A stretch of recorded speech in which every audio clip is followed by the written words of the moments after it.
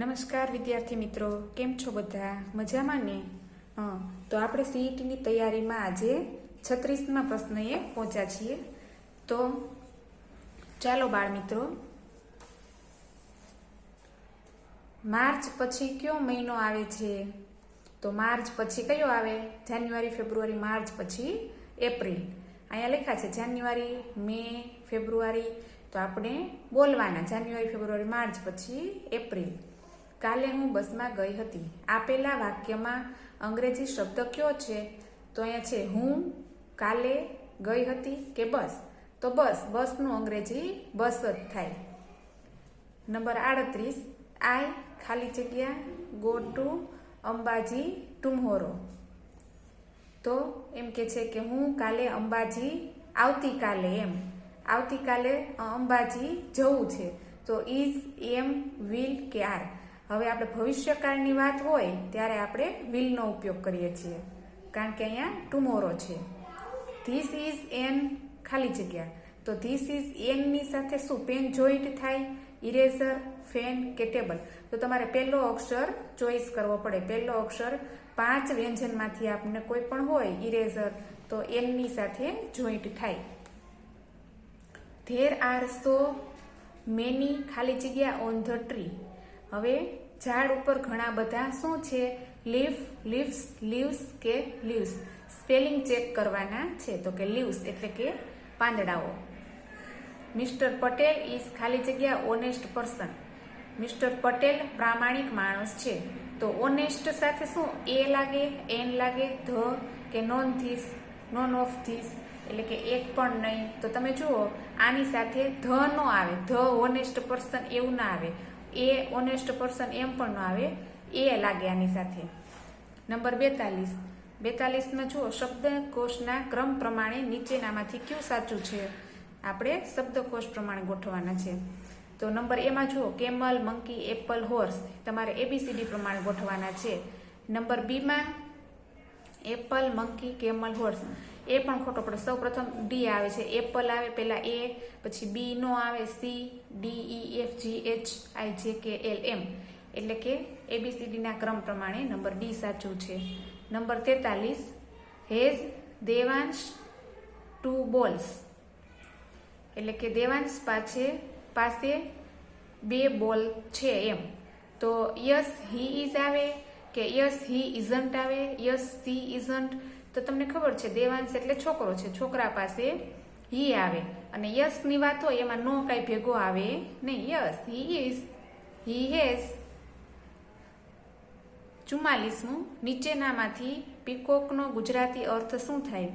તો પીકોક એટલે મોર થાય, ચકલી, મોરની કે પોપટ. તો મોર થાય, ખબર છે. 45મું કચરાપેટી. આપેલ શબ્દનો અંગ્રેજી શબ્દ શોધો. તો શું ડસ્ટબિન, ડસ્ટબુક, ડસ્ટર કે ડસ્ટબૂન? તો ડસ્ટબિન સ્પેલિંગ ચેક કરવાનો વ્યવસ્થિત. જવાબ આવે એ. નંબર 46. 46માં નીચેનામાંથી ક્રિયાપદ શોધીને લખો. ક્રિયા કઈ છે? ગ્લાસ, ડોર, ઓપન કે પુશપિન? તો આપણું ઓપન છે એ ખોલવાની ક્રિયા છે, એટલે આપણે ક્રિયાપદ ગોતવાનું કીધું છે. એના પછી નંબર 47. 47 ની અંદર શું છે? નીચેનામાંથી ક્રિયાપદ શોધીને લખો. ક્રિયા કઈ છે? બાય એટલે ખરીદવું, બોય, બોટ કે બુક? તો ખબર છે બોય, બોટ, બુક આ ક્રિયા ન કહેવાય. બાય એટલે ખરીદવાની ક્રિયા છે. જવાબ એ સાચો. The birds are flying. ખાલી જગ્યા ધ સ્કાય. પક્ષીઓ ઉડે છે. ક્યાં ઉડે છે? આકાશમાં. તો ક્યાં હોય? In the sky. એટલે કે ઇન આવે. નો અંડર આવે, નો ઓન કે ઓવર આપણે આવે નહીં. આકાશમાં એટલે કે in the sky. The clock is ખાલી જગ્યા ધ વોલ. ઘડિયાળ દિવાલ ઉપર છે. તો ઇન એટલે માં, ઓન એટલે ઉપર, ઓવર અને અંડર. તો ઓન ધ વોલ એવી રીતે આવે. મોહિલ ઇઝ અ બોય. મોહિલ છોકરો છે. This is his cycle. કારણ કે મોહિલ એટલે કે હી સાથે હિઝ વપરાય છે. ધેર નો વપરાય. માય કોની સાથે વપરાય? આઈ સાથે. શી હોય તો હર વપરાય. એટલા માટે મોહિલ સાથે હિઝ વપરાય. નંબર 51. She eats mangoes. તેણી મેંગો ખાય છે. આપેલા વાક્યમાં શીની જગ્યાએ આઈ મૂકીએ તો કઈ રીતે વાક્ય બને? તો આઈ ઈટ મેંગોઝ. જો તમને ખબર છે હી શી ઈટ ત્રીજો પુરુષ એક વચન હોય ને તો અહીંયા એસ અથવા ઈએસ આપણે મૂકીએ છીએ. જો આઈ પેલો પુરુષ હોય કે બીજો પુરુષ હોય તો આપણે અહીંયા આ એસ કે ઈએસ મૂકતા નથી. એટલા માટે આઈ છે એ પેલો પુરુષ કહેવાય, એટલે આઈ ની સાથે ઈટ્સ નહીં આવે, બરોબર? એટલે નંબર ડી આવે છે. જો આમાં શું છે, પેલામાં આઈ ઈટ્સ મેંગોઝ તો ઈટ્સ ખોટું પડે.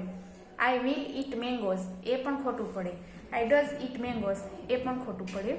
એટલા માટે નંબર ડી આવે. Number 52, the play cricket in the garden. બરોબર, તો ધ્યેયની જગ્યાએ શ્રી મૂકીને વાક્ય બનાવવાનું છે. સી હોય તો પ્લેઇસ, તમને કીધું આપણે એસ અથવા ઈએસ મૂકવાનો.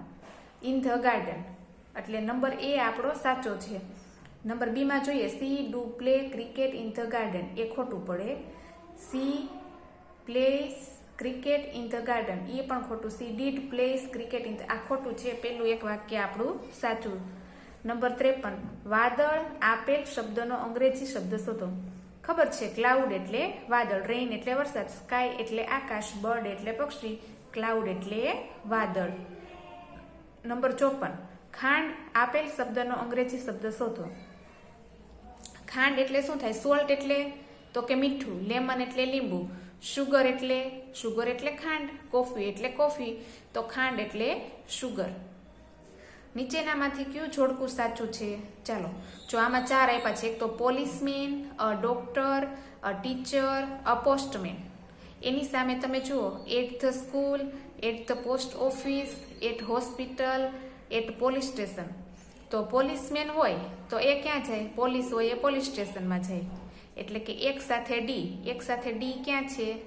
તો અહીંયા પેલા છે. ચાલો પછી બીજામાં અ ડોક્ટર તો હોસ્પિટલે, 2 સાથે સી સાચું. અ ટીચર તો સ્કૂલમાં જાય અને છેલ્લે પોસ્ટમેન પોસ્ટ ઓફિસમાં જાય. એટલે નંબર સી આપણો સાચો છે. થેન્ક યુ વિદ્યાર્થી મિત્રો. ન સમજાય તો કોમેન્ટ જરૂરથી કરજો. અમારી ચેનલને લાઈક અને સબસ્ક્રાઈબ કરવાનું ભૂલતા નહીં.